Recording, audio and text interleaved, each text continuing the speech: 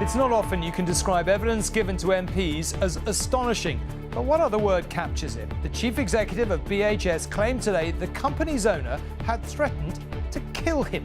He claimed the conversation ended with Dominic Chappelle saying this. It's my business, I can do what I want. And if you kick off about it, I'm going to come down there and kill you. Also on News at 10. Breaking news from Israel tonight, many are dead as gunmen open fire in Tel Aviv, ending a lull in violence. Nigel Farage delivers what he hopes was his farewell speech to the EU Parliament with as much affection given and received as you might expect. It's definitely Clinton, so will she win? And Joe Bugner on his legendary opponent, Muhammad Ali.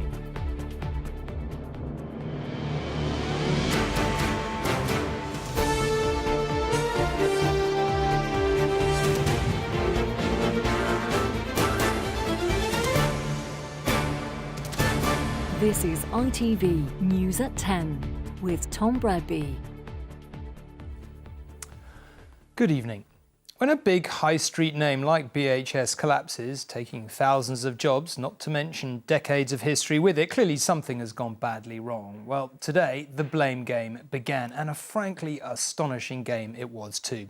The company's chief executive said he'd thought the owner, Dominic Chappelle, had his hands in the till. He claimed that when he said as much, Mr. Chappelle threatened to come down and kill him. Nor was that all. The former finance director told MPs Mr. Chappelle was a Sunday pub league retailer, but a Premier League liar. Nice. Mr. Chappelle himself denied issuing a death threat. He insisted he'd merely said he was going to sort him out, as in fire him. The two-time bankrupt did admit he was short on retail experience, but he put the blame for BHS going under on Sir Philip Green for scuppering a rescue deal. Who was responsible for the collapse of BHS? Today, the men who ran it gave colourful but conflicting accounts of the retailer's final days. As Dominic Chappelle, the former owner, arrived to answer MPs' questions, the management team he appointed turned on him. His first accuser, BHS's former finance director. He was a Premier League liar and a Sunday pub league retailer, at best. The executives accused Dominic Chappelle of incompetence and theft. They allege he funnelled at least £7 million out of the cash-strapped business for his personal use. BHS's former chief executive told MPs he challenged Chappelle about one of the withdrawals. He basically said, do not kick off about this, Darren. I've had enough of you telling me what to do over the last few months. It's my business, I can do what I want. And if you kick off about it, I'm going to come down there and kill you. He says he was in the helicopter squad of the SAS. I know he's got a gun. There was a little bit of me that thought, and I said to him, you threaten me that again, Dominic, and I'll call the police. Dominic Chappelle denies he made such a threat. Chappelle bought BHS from Sir Philip Green for just £1 a year ago. He is a bankrupt and a former racing car driver who admits he knew nothing about retailing. When Dominic Chappelle faced MPs, he refused to say how much money he'd taken out of BHS, but insisted he'd done nothing wrong. It was deliverable fees that we'd accumulated during the whole process of buying BHS. Is it fair to say that you've made a profit out of this? Yes, it is. I have made a profit out of this, but I have also worked in the business continuously during the last 13 months. Do you feel you've earned this profit? Yes, I do. What do you think about the 11,000 people who were in danger of losing their Devastating. jobs? They should not have been there. Dominic Chappelle says the BHS he bought from Sir Philip Green was heavily loss-making and that Green failed to deliver on promises of help and financial support. He also accuses Green of blocking a last-ditch rescue deal to sell BHS to Mike Ashley of Sports Direct. ITV News has been given a letter sent just before BHS went into administration, in which Green's Arcadia Group demands immediate repayment of a £35 million loan, money BHS didn't have. Mike was going to save the business. Philip found out about it, went absolutely insane. He was screaming and shouting down the phone that he didn't want to get involved with Mike Ashley, etc., and then served us the notice that tipped us over. Quite what BHS staff, past and present, make of all this is anyone's guess. Mike Williams worked for the company for 33 years. Its failure means he gets a less generous pension. He's no idea who's to blame. You could write a farce, quite frankly, from this. You have to pinch yourself and say, is this real? People seem to be wanting to feather their own nest. The sessions ended with a host of questions still unanswered. Next up, next week, Sir Philip Green. Well, Joel is here. I don't know really where we start. It's absolutely astonishing listening to that today. I guess we should probably start with the substance of the allegation. Is it fair, do you think, to suggest that Sir Philip Green scuppered a deal? Well, look, Dominic Chappell turned up today knowing, Tom, that there were serious questions he had to answer about the money that he had taken out of a struggling business. And to the amazement of MPs, he refused to provide any details. He did, though, attempt to drag Sir Philip Green into the spotlight. He said that, look, when Sir Philip Green sold me the business for £1, he retained this debt of £35 million, and that was money that he used, as Chappell put it, as a stick to beat us with. He retained influence, in a sense. And he said that Sir Philip Green called in that debt as they were on the verge of doing a deal with Sports Direct to save BHS and avoid administration. Now, a source close to Arcadia Tonight says that when the letter that we were shown was sent, there was no knowledge of any rescue deal. The source says it was sent because BHS directors, including Dominic Chappell, conceded that BHS was technically insolvent. It was on the way to being bust. Now, Sir Philip Green was perfectly entitled to ask for his money back, Tom. The question is, how close, it's about the timing, how close was Sports Direct to sealing a deal? And we just don't know. OK. Going to be weeks trying to referee all these claims, but we'll be back to this story. To the Middle East now, where the spectre of attacks by Palestinians returned to the streets of Israel tonight after a period of relative quiet, with a mass shooting in the centre of Tel Aviv. Out of nowhere, 2 gunmen opened fire close to busy restaurants, killing 3 people and wounding 7. Running from gunfire on a Tel Aviv street from the kind of attack Israelis had hoped had come to an end. But police rushed to the scene of this shooting in a part of the city popular for its bars and restaurants, and close to an open-air market and to Israel's defence ministry. Officers shot and wounded one suspect. He's in hospital and one other is in custody. There are reports from eyewitnesses that they were dressed as Orthodox Jews and eating in one of the restaurants before they pulled out their guns and opened fire.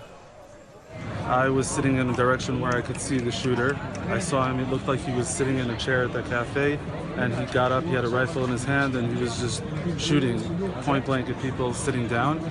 I didn't hear him say anything.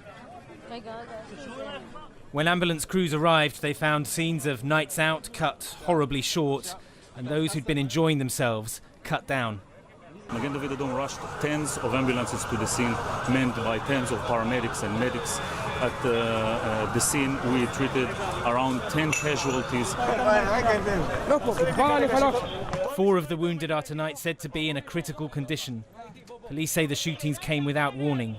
The threat of attacks never went away. Tonight, it was made very real. Well, Geraint is in Tel Aviv tonight for us. It feels like this time, or at the end of last year, we were talking about these kind of attacks a lot. What do you think the Israeli response is going to be now?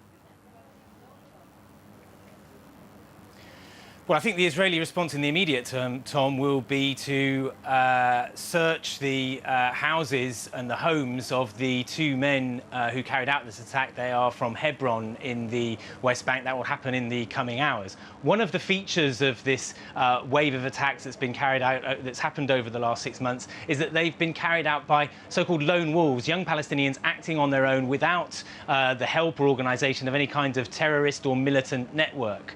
Now, the weapons used tonight were firearms, but my understanding is that they're very crude, kind of homemade firearms, usually popular with the criminal element in this part of the world. So that would suggest, again, that this is another lone wolf attack which doesn't have the support of any kind of terrorist organisation. That fact may be reassuring to Israel's security services, but of course, it makes these kind of attacks very difficult to predict, and when these kind of weapons are used, devastating.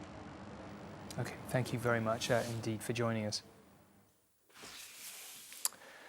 You may recall we told you last night that applications to register to vote closed at midnight. Well, that was certainly true at the time, but so many people did try to register that the website crashed, and the Prime Minister consequently urged people to carry on trying to register today.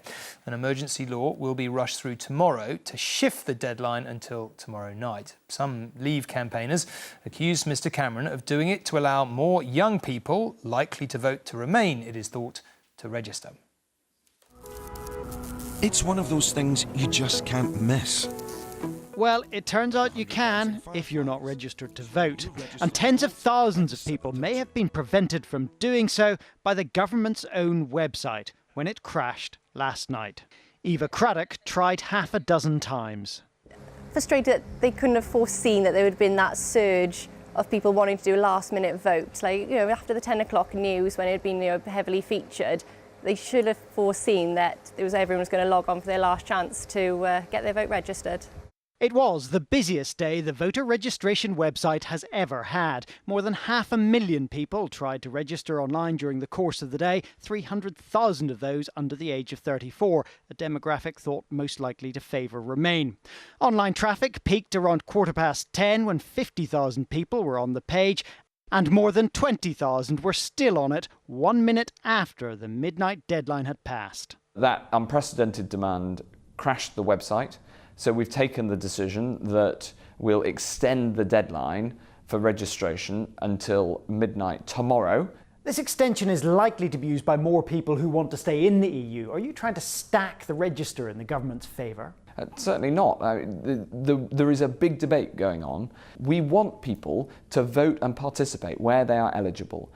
Because this website crashed, some people weren't able to, and I think that they should be given the chance to participate. Publicly, Vote Leave have said they're happy enough. I would not want to do anything to frustrate people's opportunity to register. So the more who can register, the better, from my point of view. I'd add one thing, though. Concerns have been expressed that some of those who've sought to register and some of those who've been given a vote are EU citizens. And Parliament was clear, and we must respect Parliament's will, that the franchise should not be extended to EU citizens. But privately, senior figures in Vote Leave are absolutely seething about the Cabinet Office's decision to offer a 48-hour extension to the deadline in order to make up for a couple of hours when the website wasn't working. There has even been a suggestion that if the referendum result is close, there could be a legal challenge. Carl Dinnan, News at 10 at the Cabinet Office in Whitehall. One of the champions of the Leave campaign, Nigel Farage, has always had a strained, and one might say strange, relationship with the European Parliament, possibly one of the understatements of the year to date. As an MEP, he has been part of the system for 17 years, trying all the while to bring about its downfall. Today, he delivered what he hopes will be his last speech, to ironic applause. He predicted that a British vote to leave would eventually cause the breakup of the EU itself. Nigel Farage might be dedicated to leaving Europe, but he drove through the night to be at its centre today for his last speech to the European Parliament before the referendum, which may mean he loses his seat here. I hope this is the last time I'll be speaking in this Parliament from a member state. Thank you, thank you, thank you very much. And I hope that we are going to leave this union on June the 23rd. And so I'm going out now. I may be some time.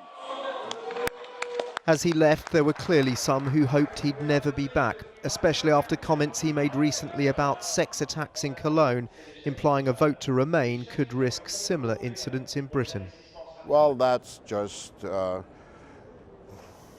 average racism and xenophobic incitement. I don't think you can take that as a serious argument. You find him a pretty distasteful character? Yes. He's funny. That's the weird thing. He's funnily and utterly distasteful at the same time. But today Nigel Farage refused to take back his comments that provoked such anger from some in last night's debate audience. Mrs. Merkel has made a very big error in allowing a very large number of young males to come into Germany unaccompanied, and let's be honest, some of the cultures they come from treat women completely differently to our Western values. It's a German problem, it's not ours. Long term, it could be an issue, if people like this get German passports. But is this a major part of the referendum campaign? No. Nigel Farage may be trying to play down his comments about Cologne, but his critics here, and there are many of them, are appalled and say it all smacks of desperation. I believe Farage and others are muddling up these issues because they want to distract from the fact that they have lost the economic debate. He takes quite a lot of liberties on saying what are the facts in the cases they are not, plus then his opinions. But I guess that's his point. I mean, he's not speaking to me. One of the European Parliament's most controversial members leaving, perhaps forever, if the referendum goes his way. Dan Rivers, News at 10, Strasbourg. Well, Nigel Farage won't be involved in tomorrow's televised EU debate here on ITV, but three leading campaigners from each side will be, including Boris Johnson and Nicola Sturgeon. Julie will be moderating, and that is tomorrow at 8 o'clock. Now, the Labour leader Jeremy Corbyn has taken a bit of flack for not campaigning harder for Remain. Now he's agreed to appear in a referendum TV event on Monday, but he has also found himself on the receiving end of some stinging criticism from the former Labour Prime Minister and leader, of course, Tony Blair. Our deputy editor, Chris Shipp, is here. Well, sort of probably better start at the beginning. What's this about? I think stinging, you just used the word, is probably the correct one. It was very personal as well. Look, before today, Tony Blair's only ever sort of indirectly criticised Jeremy Corbyn, saying, you know, is his brand of politics the sort of thing that's going to win elections? Brackets, probably not. Yes. Given that Mr Blair's the only Labour leader who's won elections since 1975, I think we know that that's where he's coming from. This, however, was not indirect, and nor was it about elections. Let's have a listen. This was about foreign wars. You know, I'm accused of being a war criminal for removing Saddam Hussein, who, by the way, was a war criminal. And yet, you know, Jeremy's seen as a progressive icon as we stand by and watch the people of Syria barrel bombed, beaten and starved into submission and do nothing. I mean, he doesn't often give interviews, really. And as you said, he's sort of kept his powder dry. I mean, why now, I suppose, is the obvious question. You've got to look at the context. The context is not Tony Blair disagrees with Jeremy Corbyn. We know that, and they come from different wings of the party. The context is the fact that Sir John Chilcot, the long-awaited report into the Iraq War, is coming up in just a few weeks on July the 6th. And I think what Mr Blair's trying to do, I think little by little, is try and get his narrative in. We know he's going to be criticised for the Iraq War. It's looking at the lead up to it. Perhaps he'd be criticised for that. The execution of it. Perhaps he'd be criticised for that. He'll almost certainly be criticised for the aftermath and what happened in Iraq. And I think he's trying to get in ahead of that, his narrative, his story, before Sir John Chilcot sets that in stone. Questions like, what would have happened if I had not removed Saddam Hussein? Would things now be worse? So all of that is hugely contested, of course, but I think that's what Mr Blair is trying to do with things like this. OK, we will see. Chilcot comes soon. Thank you very much, Chris. Indeed. Now, scientists don't much care for the phrase, but what has been called the three-parent baby has the potential to offer a healthy child to couples worried about the woman passing on hereditary diseases. Parliament gave the go-ahead last year for the technique of using parts of eggs from two women, but only if research showed it had no adverse side effects.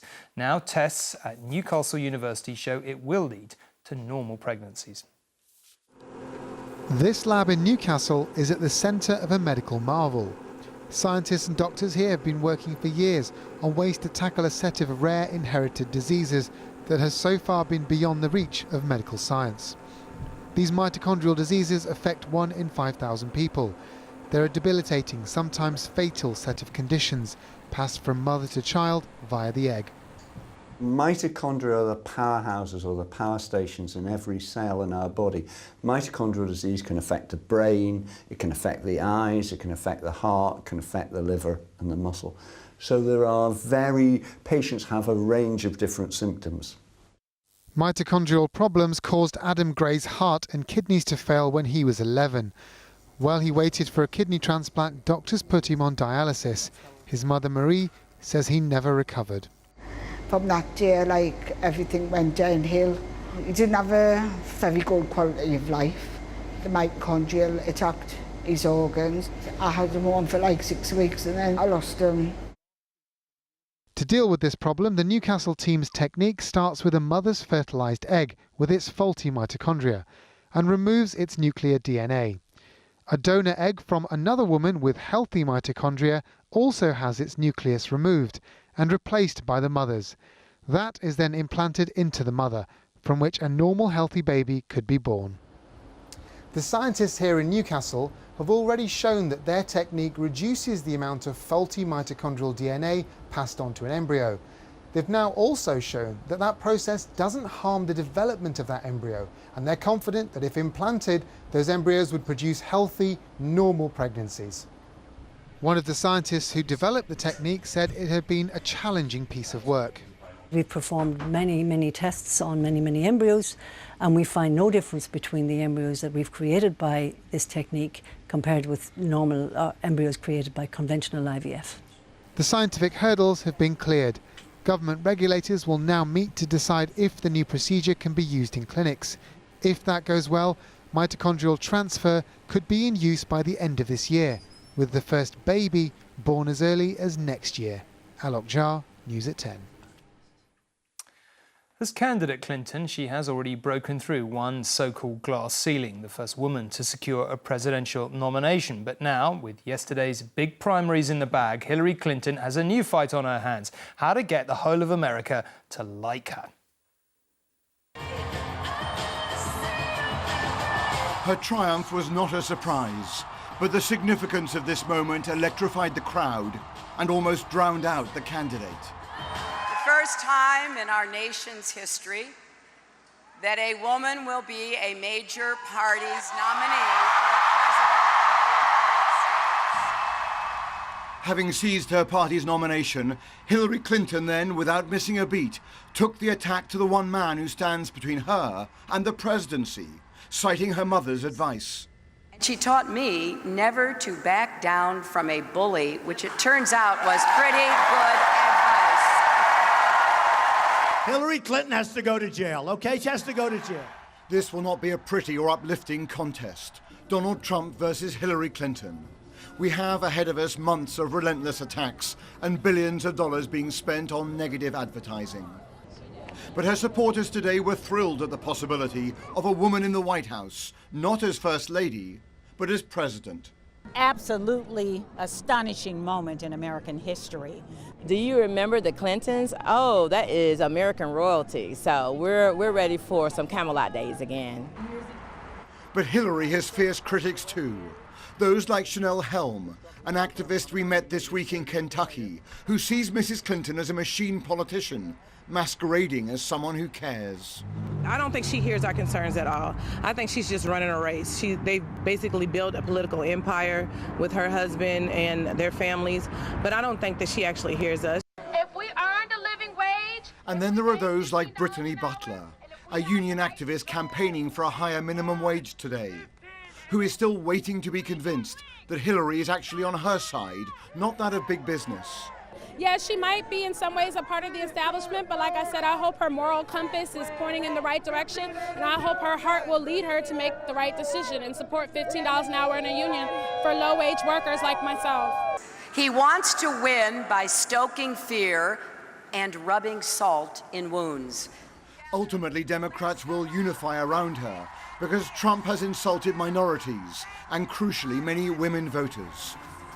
Hillary Clinton enters this final showdown in a strong position to follow her husband's path and make it all the way to the Oval Office.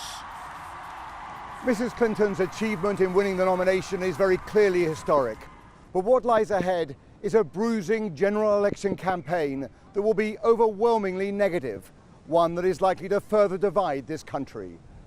Robert Moore, News at 10, at the White House. Back here, it is not perhaps what England fans wanted to hear as they prepare for the first match of the Euros to be played in Marseille on Saturday. A former head of France's Foreign Secret Service has told News at 10 that in terms of security, France is feeling the pressure. He said there is a huge sense of responsibility for protecting the city and the tournament.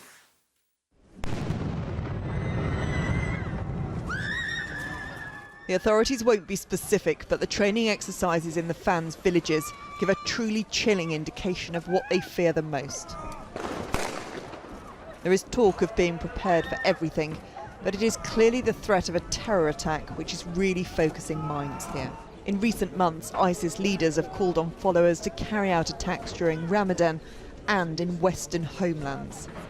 Organisers are aware that Euro 2016 falls into both. They are very tense, obviously, because they realize that not only Europe, but the world will focus on France and what's going on in France. And so, of course, they feel a higher, still, if possible, a higher sense of responsibility. Across France, 90,000 soldiers, police and guards are being deployed. On the coast in Marseille, England face Russia. Both countries have been involved in the air war against so-called Islamic State, and that has increased fears about safety. The threat to these games is very real, especially to places like the fan zone behind me, and that is why the security operation is taking place on land, in the air and here at sea. A mile out from the fan zone, Captain Philippe Bruniti will be responsible for barricading access to the land. The French Navy will provide added defence further out. He told me no one will be allowed on or in the water throughout the championship, whether on boats or swimming. He and his team are armed to shoot anyone trying to pass through their ranks. Marseille is now heavily monitored by security cameras. Additional officers on bikes are patrolling and feeding their intelligence back to a central control room. All eventualities are being planned for because, as well as terrorism, the threat of football hooliganism remains. We have a very big job to do, but we are very well prepared for that. We have a lot of people, a lot of means to be ready for the tournament. For the fans, there's determination to enjoy the tournament. We've already seen a load of guys with all these guns, so I feel safe. Absolutely. Got to keep an eye out, but it'll be fine. The hope is that when this tournament is over, it is the football that it is remembered for. Emma Murphy, News at 10, Marseille.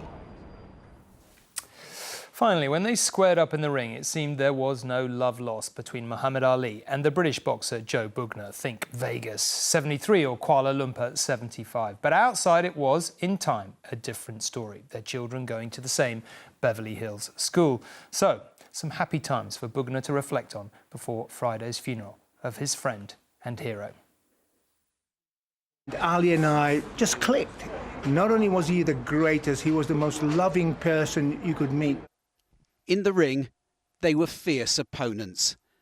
Outside it, Muhammad Ali and Joe Bugner became firm friends, though the relationship got off to a bad start in 1969 when a raw 19-year-old Bugner turned up to spar with the champion. So you're the white boy that wants to make a name? Yeah. I said, yes. I said, I'd like to spar with you. He says, is that right? Well, let me tell you something, white boy. Damn, you're ugly. You're the ugliest white thing I think I've ever seen. Oh, hang on. And he says to me, he says, your mother must have cried when she had you. I said, that's it. I said, let me tell you something. You haven't met my sister. Within a few years, the Briton had developed from sparring partner to challenger. And no man shall take my crown!